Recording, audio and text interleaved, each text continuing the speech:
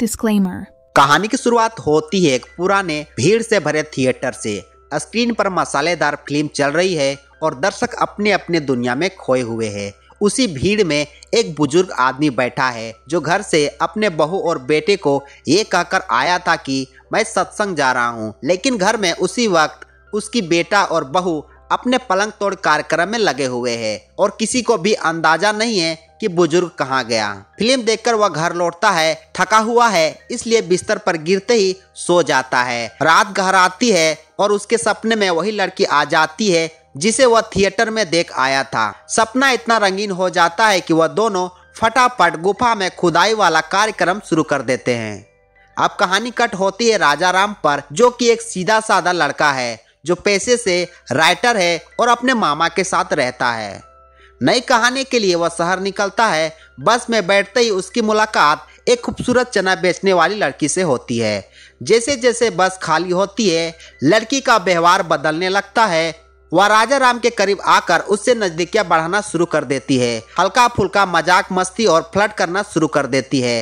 राजा Ram ignore करता है और अगले स्टॉप पर उतर जाता है। वह पहुंचता है दुर्गा प्रसाद की दुकान पर, जहां उसकी किताबें बिकती है। राजा राम सेल की बात करता है तो दुर्गा प्रसाद हंसकर कहता है, राजा राम, आजकल बिना मसालेदार स्टोरी कोई नहीं पढ़ता है। यदि बाजार में किताबें बेचनी है तो कुछ तड़कता भड़कता लिखना होगा। उसकी ये बात राजा राम के दिमाग में घूरने लगती है। राजा राम अपने दोस्त गोपाल के पास जाता है और अपने उलझन बताता है। गोपाल समझ जाता है और उसे उसी मसालेदार थिएटर में ले जाता है जहां लोग उस तरह की फिल्म देखकर खुश हो रहे होते हैं। राजा राम ये सब देखकर बाहर आ जाता है और गोपाल भी पीछे से आता है और समझाता है यही वह मसाला है जिसकी आजकल सबसे ज्यादा डिमांड है। दुर्गा प्रसाद भी इसी के बारे में बात कर रहे थे।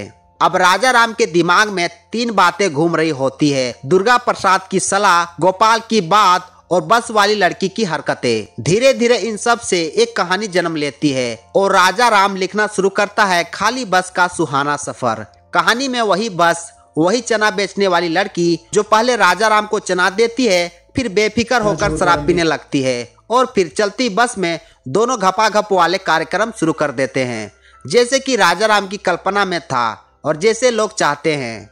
कहानी पूरी होने पर राजा राम वापस दुर्गा प्रसाद के पास जाता है और दुर्गा प्रसाद को कहानी सुनाता है।